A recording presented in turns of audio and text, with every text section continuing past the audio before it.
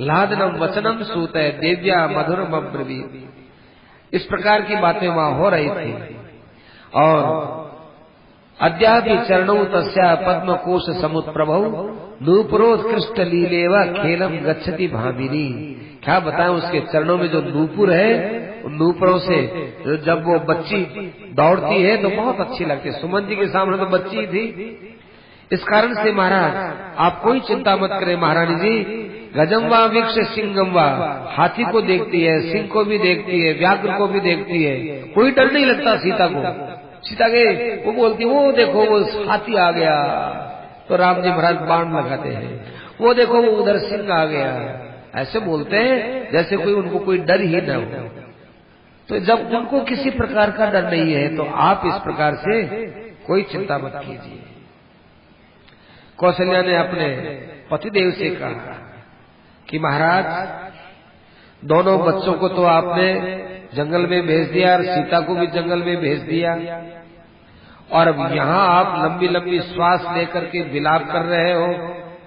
आपने सोचा नहीं कि जो मधुर संगीत के द्वारा जगा करता था वो अब गीदड़ों की आवाज सुन सुन करके रात्रि में जगेगा। ओहो, महेंद्र ध्वज संकाश पनुषेते महाभुजय। इंद्र ध्वज के समान विशाल भुजा वाला राम कैसे सोता है, कैसे खाता है, कब उससे मिलना होगा, ये आपने विचार ही नहीं किया। अब 14 वर्ष व्यतीत होने के बाद 15वें वर्ष में जब यहाँ आएगा तब तक क्या होगा? क्या भरत ये राजगद्दी छोड़ देगा? भरत ये राज्य सुख छोड़ देगा? लक्ष्मी सुख छोड़ देगा? बिल्कुल नहीं छोड़ेगा। महाराज श्राद्ध के अंदर ध्यान देना हो। अब श्राद्ध आने वाले हैं। कौशल्या जी ने कहा कि श्राद्ध के अंदर ब्राह्मण को लोग भोजन करने के लिए बुलाते हैं। यदि ब्राह्मण को ये पता चले कि यजमान ने, श्राद्ध कराने वाले ने पहले किन्हीं औरों को भोजन करा दिया है और बाकी बचा हुआ भोजन हमको करा रहा है, उत्तम ब्राह्मण वहां से छोड़ के चला जाएगा। नहीं भाई, ये हम भोजन नहीं करेंगे। तुमने अपने भाई बंधुओं को भोजन कराया, हमको थोड़ी भोजन कराया है। हमको तो मंगता समझ के तुमने भोजन दिया है। श्राद्ध नहीं जिमाया तुमने, श्राद्ध का तुमको कायदे का पता ही नहीं है।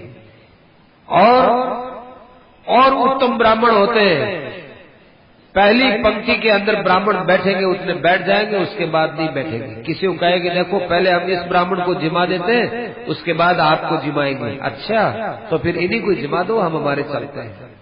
वो भी ब्राह्मण नहीं जिमेगा, दूसरी पंक्ति में भी नहीं जिम सकता। उसके बाद ये तो ब्राह्मणों की बात बताई। नादुपेतुम अलुम प्राज्ञा श्रृंग छेद विवर सभा।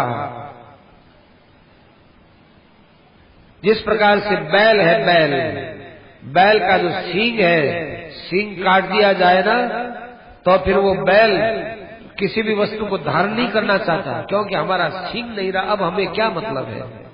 इसी प्रकार से भाई जो है दूसरे के द्वारा भोगी हुई वस्तु का पिछला व्यक्ति उसका भोग करना नहीं चाहता।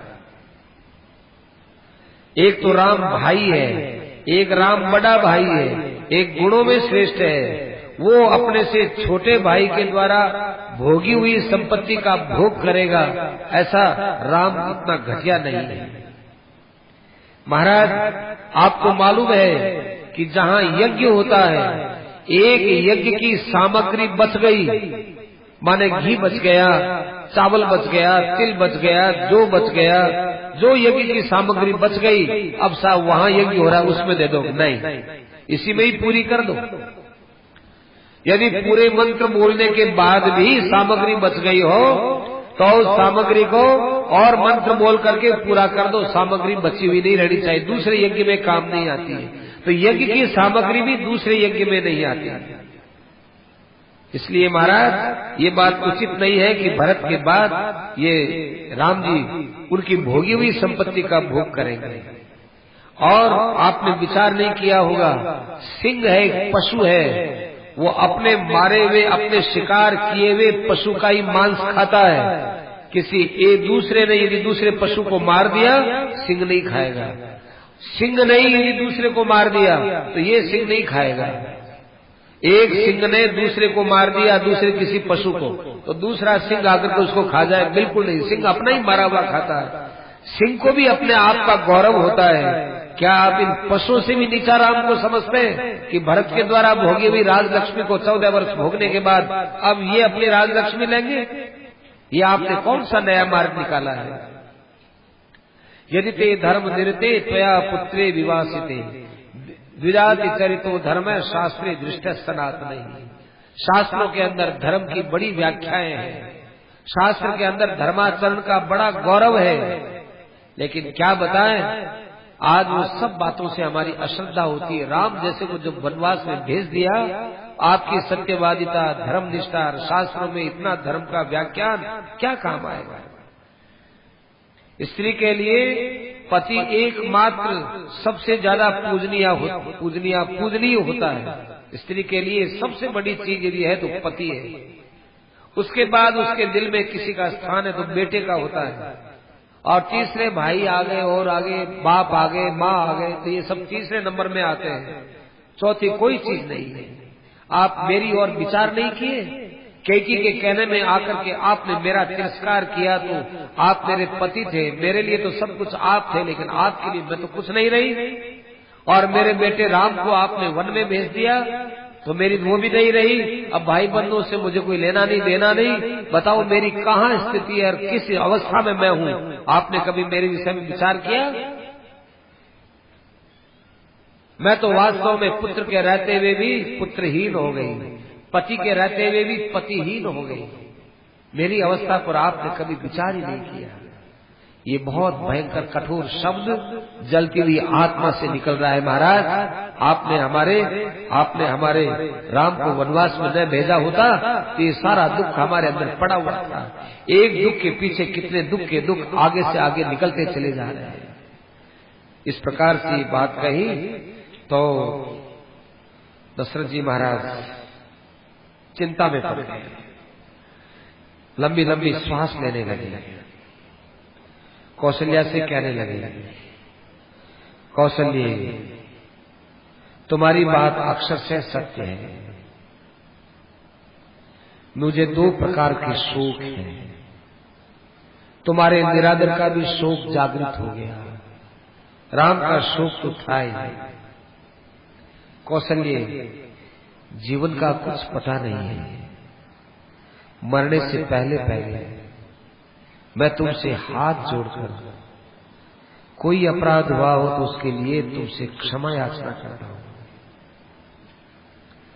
तुम बड़ी दयालु हो, तुम बहुत प्रेम देने वाली हो। तुम्हें मालूम है कि पति चाहे गुणवान हो चाहे निर्गुण हो, लेकिन तुम्हारी जैसी पतिव्रताएं पति के अंदर गुण ही गुण देखती हैं, क्योंकि स्त्री के लिए पति है वो प्रत्यक्ष में देवता का स्वरूप होता है।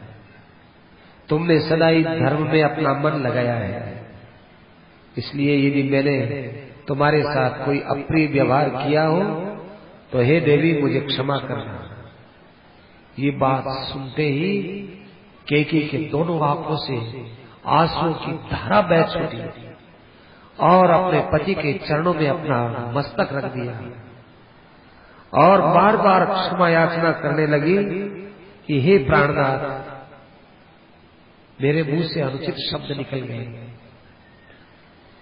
स्त्री के लिए वो दिन बड़ा दुर्भाग्य का होता है जब उसका पति उससे हाथ जोड़कर क्षमा याचना करता है। मैं तो पुत्र के शोक में डूबी हुई थी, मुझे मालूम नहीं था कि क्या कहना चाहिए क्या नहीं कहना चाहिए। अब मुझे मालूम चला ये बात मुझे नहीं कहनी चाहिए थी। संसार में शोक के समान कोई शत्रु नहीं है। राम को आपने वनवास में भेजा, 5 दिन बीत गए हैं। ज्यों ज्यों राम जी की अवधि घट रही है त्यों त्यों मेरा शोक बढ़ता चला जा रहा था, लेकिन आपने तो ऐसी बात कहकर मेरे मन में और क्षोभ पैदा कर दिया। मैं आपसे हाथ जोड़कर विनती करती हूँ कि मेरे वचनों को आप क्षमा कर दें और अब मेरे पर विश्वास करें, मैं आपको कभी ऐसी कटु बात नहीं कहूंगी। इस प्रकार से कौशल्या जी ने उनके शरीर पर हाथ फेरा, उनको धैर्य दिलाया। थोड़ी थोड़ी देर में महाराज दशरथ को होश आने लगा। महाराज दशरथ एक गहरी चिंता में डूब गए। महाराज दशरथ बार बार सोचते हैं कि मेरे द्वारा कितना बड़ा अपराध हुआ। ये राज्यापराध है, ये प्रजापराध है, ये सर्वजनापराध है कि इंद्र के समान प्रफुल्लित रहने वाले सर्वगुण संपन्न अपने पुत्र को मैंने एक स्त्री के कहने से वन में भेज दिया। राजा आंख फाड़ करके केके की ओर देखता है, कौशल्या को बोलता है, हे कौशल्या, इस संसार में जो मनुष्य जैसा कर्म करता है उसको वैसा फल भोगना पड़ता है। यदि छोटा पाप करेगा तो छोटा दुख भोगना पड़ेगा, बड़ा पाप करेगा तो बड़ा दुख भोगना पड़ेगा। मनुष्य पाप करते समय में नहीं देखता, लेकिन जब परिणाम सामने आता है तब उसको होश आता है। कोई आदमी पलाश वृक्ष के फूलों को देखकर सोचे कि आम को काटो और पलाश को लगाओ कि फूल कितने अच्छे हैं। अरे आम के फूल नहीं होते, मंजरियां होती हैं, लेकिन फल कितना मीठा होता है। और पलाश का फूल बड़ा सुंदर होता है, लेकिन फल बहुत कड़वा होता है। लेकिन केवल फूलों की सुंदरता में आकर कोई आम को काटे और पलाश को लगाए, उसकी जो दशा होती है कौशल्य, वही दशा मेरी हो रही है। राम रूपी फल के उदित होने से पहले ही मैंने उसको केके के सौंदर्य रूपी पलाश वृक्ष के मुंह में उसको काट डाला और उसको वन में भेज दिया। कौशल्य, क्या बताएं, मेरे कर्म का फल है। ये उस समय की बात है कौशल्य, जिस समय मेरी तुम्हारे साथ शादी भी नहीं हुई थी। मैं अपने समय का युवराज था। मैं शब्द वेदी बाण का अभ्यास करने में निपुण हो गया था। लोगों ने मुझे ये खिताब भी दिया, ये उपाधि दी कि दशरथ, राजकुमार दशरथ शब्द वेदी बाण चलाने में इस समय में जितने धनुर्धारी उनमें एक नंबर में, प्रथम नंबर में दशरथ है। ऐसा लोगों ने कह कर मेरे मन में एक अभिमान पैदा कर दिया। मैं उस अभिमान में डूब गया। एक बार की बात है, बरसात का समय था। दिन भर बरसात हुई, रात्रि में भी बरसात हुई। उस बरसात के समय मैं भीगते भीगते महल से बाहर आया। बाहर आके देखता हूं खूब बरसात हो रही है। मेरे मन में आया कि इस बरसात के अंदर और इस ठंडी हवा में, इस मस्ती की हवा में जरूर कोई न कोई हाथी या सिंह पानी पीने के लिए सरयू नदी की तरफ आएंगे। चलो, जब जो पशु जल पिएगा उसकी आवाज आएगी, अंधेरे में उस आवाज को दूर लक्षित करके मैं बाण चलाऊंगा और सोचूंगा कि वास्तव में मैं शब्द वेदी बाण चलाने में निपुण हूं या लोग मुझे यूं ही बोलते हैं। इस प्रकार से मैं सरयू नदी के किनारे चला गया। वहां अंधकार में, दूर अंधकार में बैठ गया। सारी रात जगता रहा। और उस समय एक व्यक्ति नदी के अंदर जल का घड़ा भर रहा था और उस घड़े की बुम बुम बुम बुम ऐसी आवाज आने लगी। मैंने सोचा, हाँ, अब कोई जानवर आया है, प्यासा जानवर है और वो पानी पीने के लिए वहां मुंह दे रखा है। अभी आवाज है, तब तक उसका मुंह पानी में है। ऐसा विचार करके मैंने कान तक धनुष की डोरी कस करके शब्द वेदी बाण उसी शब्द के तरफ इशारा करके लगाया और लगते ही सनसनाता वो बाण न जाने किसकी छाती में लगा और वो चिल्लाया, जोर से चिल्लाया, अरे मैंने किसी का कोई अपराध नहीं किया, ये इतना गहरा घाव, ये गहरा बाण मेरी छाती में क्यों लगा है? ये आवाज मैंने सुनी, देखा अरे किसी मनुष्य के लग गया। मैं दुबके पांव गया, मेरे पैर कांपने लगे। मैं पास में गया, वो चिल्ला रहा था, मुझे मारने से क्या मिलेगा, मैंने किसका कोई अपराध किया नहीं, किसी जन्म का अपराध हो तो पता नहीं। न क्वचित साधु मन्येत यथैव गुरुतल्पगम नैनम तथा सोचामी जीवितम् क्षयमात्मनः। मैं मर रहा हूँ इस बात की अब मुझे चिंता नहीं है, लेकिन मेरे बूढ़े माँ बाप मेरे मरने के बाद कैसे जिएंगे इस बात की मुझे बड़ी चिंता हो रही है। मेरे मरने के बाद उनकी आजीविका कैसे चलेगी, मेरे मरने के बाद वो कैसे किसके सहारे रहेंगे, इस बात की मुझे बड़ी चिंता हो रही है। मैं जब पास में गया, अपना सिर पकड़ करके मैं भी उसके साथ रोने लग गया, और मैंने उससे जाकर कहा कि हे महाशय, तुम्हारी छाती में ये बाण मेरी गलती से लगा है। हे तपस्वी, तुम मुझे क्या आज्ञा देते हो?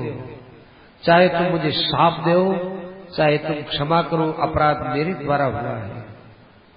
उसने नेत्र खोले, तुम्हारा नाम क्या है? मेरा नाम दशरथ है, मैं अयोध्या का राजकुमार हूं। अच्छा राजकुमार, इस समय में तुमने बाण मारकर मेरे से कौन सा धन तुम्हें लेना था, और तुम्हें पता नहीं कि तुम्हारे एक बाण से हम 3 प्राणियों की हत्या हो गई। मैं तो तुम्हारे सामने मर ही रहा हूं, मेरे अंधे माँ बाप वो भी मर जाएंगे। ओहो, नूनम तपसो वास्ति फल योग श्रुतस्य वा चिराम आशाम कृताम कष्टाम तृणाम संधारयिष्यते तृष्णाम संधारयिष्यते। बहुत देर से बेचारे वो प्यासे थे, उन्होंने मुझे जल लाने के लिए कहा था। क्या किसी तपस्या का यही फल होता है? बूढ़े माँ बाप की तपस्या, बूढ़े माँ बाप की सेवा की तपस्या का यही फल होता है कि उसकी छाती में कठोर बाण लगा जाए? ओहो, हे राजकुमार, देखो मैं तो अब मर रहा हूं, तुम जल्दी ही मेरे माँ बाप को अपनी बात, पहले अपने अपराध को बोल देना। यहाँ से पास में एक पगडंडी निकलती है, उस पगडंडी से तुम जाना। पगडंडी के किनारे ही एक बहुत टूटी फूटी झोपड़ी बनी हुई, उसमें हमने विश्राम किया था। वहां तुमको स्वतः ही मेरे अंधे माँ बाप दिख आएंगे, और उनको तुम ये जल का घड़ा ले जाकर दे देना, कम से कम उनकी प्यास को बुझ जाए। देखो राजकुमार, तुम्हारा बाण मेरी छाती में लगा हुआ है, इसको तुम निकाल दो, बहुत पीड़ा हो रही है, तुम अपने हाथ से निकाल दो। कौशल्य, मैंने देखा कि यदि इसका मैं बाण छाती में गया हुआ निकालता हूं, निकालते ही मर जाएगा, और नहीं निकालूंगा तो इसकी बहुत पीड़ा होगी। लेकिन मरते मरते इसने मुझे यही आदेश दिया है, तो मैं पास में जाकर एक झटके से मैंने उसका बाण तो निकाल दिया। बाण निकालते ही थोड़ी देर वो स्वस्थ हुआ और कहा, राजकुमार, मैं तो मर रहा हूं, एक बात की जो है तुम ग्लानि मत करना कि तुम्हारे द्वारा कोई ब्रह्म हत्या हो गई हो।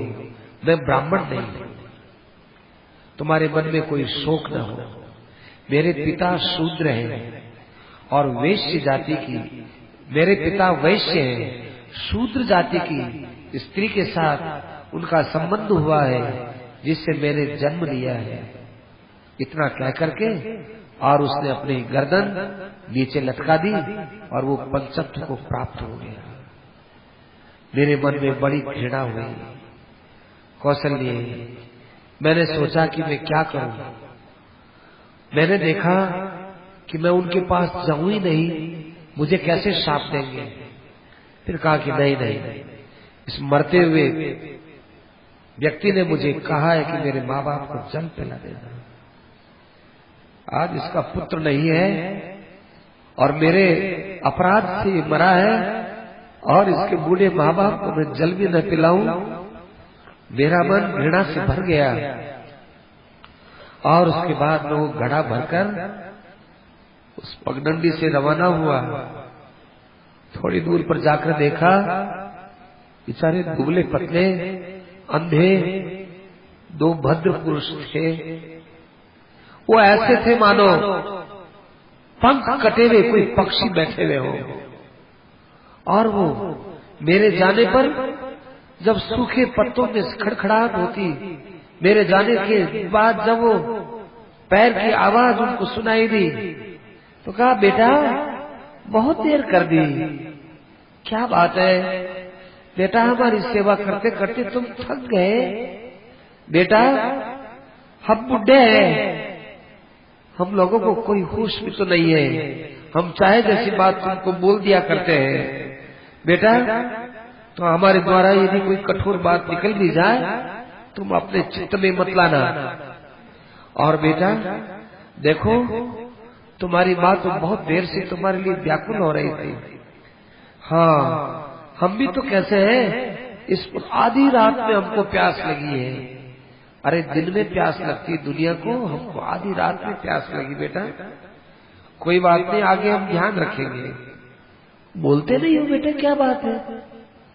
अरे कोई गलती हो गई तो उसको दूर करो, बोलो तो सही। कौशल्य, मैंने उनसे कहा कि हे महानुभाव, मेरा नाम दशरथ है, मैं अयोध्या का राजकुमार हूं, मैं क्षत्रिय हूं और अपने पाप को आज करने के बाद आपके पास पाप धोने के लिए आया हूं। हे महाराज, हे महाशय, आप मुझे अपना पुत्र ही माने। वास्तव में मुझसे बड़ी भारी भूल हो गई। मैं धनुष लेकर के सरयू नदी के किनारे घूमने के लिए आया, मुझे मालूम नहीं था। मैंने किसी सिंह को समझ करके बाण छोड़ दिया, वो बाण आपके पुत्र के लग गया। मरते हुए आपके पुत्र ने ये जल का घड़ा मुझे दिया है और आपके पास मुझे भेजा है। अब आप जल पीजिए और मेरे विषय में जो भी आप अपराध का दंड दें, मैं दंड लेने के लिए तैयार हूं, क्योंकि अपराधी मैं हूं। क्षमा करें चाहे दंड दें, दोनों के लिए मैं तैयार हूं।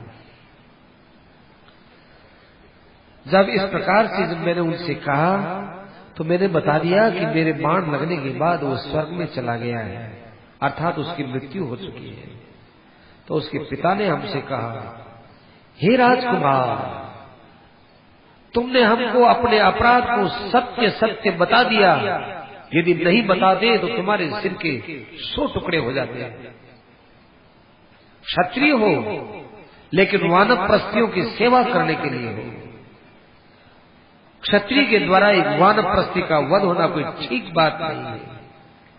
ज्ञान पूर्वम कृतस्थाना त्यावे नबी वज्रिणम, यदि कोई, ये तो अनजान में अपराध हुआ, क्षत्रिय होकर किसी वानप्रस्थी पर जान करके समझदारी के साथ बाण लगाया होता, चाहे वो इंद्र भी क्यों न हो, उसका वहीं पर सिर का 100 टुकड़ा हो जाता। ओहो, तुमने अपना अपराध कह दिया। यदि तुम ये अपराध आकर नहीं कहते तो ये सारा अपराध तुम्हारे कुल के अंदर जाकर निकलता। हे दशरथ, जहाँ हमारा पुत्र है वहाँ हमको ले चलो। अब हमको पानी पिलाने से क्या होगा? अब तो हमें अपने पुत्र को जल देना है। जो पुत्र हमको जल लाने के लिए गया उसी को ही जलांजलि देनी है। हमको वहाँ ले चलो जहाँ पर हमारा पुत्र है। अब मैंने उनकी डंडी पकड़ करके और उस पगडंडी से चलते चलते सरयू नदी के उस किनारे पर ले गया जहाँ पर उनका पुत्र मरा हुआ पड़ा था। उन अंधों ने जाकर उसका स्पर्श किया। माँ ने, पिता ने, दोनों ने कहा, बेटा हम तुमसे बोलते हैं, तुम बोलते नहीं हो, तुम हमें अभिवादन भी नहीं करते हो, पृथ्वी पर पड़े हुए हो, तुम बड़े धार्मिक थे, कहाँ गए? जाना ही था तो हम तीनों साथ में चलते थे, आज तुम अकेले कहाँ गए? ओहो कैसी आज की रात है, ऐसी रात का हमको पहले से ज्ञान होता तो हम प्यास को अपने अंदर ही रख लेते, तुम हमको पहले कंदमूल फल लाकर देते, हमारे खाने के बाद बच जाता उसको तुम खाते थे, हमको पहले जल पिलाते बच जाता उसके बाद तुम जल पीते थे। ओहो क्या करें बेटा, तुम्हारे बिना हम कैसे जिएंगे? अब जीना किसको है? बेटा तुम अकेले मत जाओ, हम भी तुम्हारे साथ आ रहे हैं, हम यमराज जी के यहाँ जाएंगे तो तीनों जने जाएंगे। बेटा तुमने तो कोई पाप भी तो नहीं किया था, तुमने तो शूरवीरों की गति प्राप्त की है, तुमने महान भजन करने वाले ऋषि महर्षियों की गति को प्राप्त किया है। जो गति सगर की हुई है, शैव्य की हुई है, दिलीप की हुई है, नहुष की हुई है, वही गति तुम्हारी होने वाली है, क्योंकि तुम एक क्षत्रिय के द्वारा सामने मरे हो, पाप करके नहीं मरे हो, क्षत्रिय ने तुमको मारा है।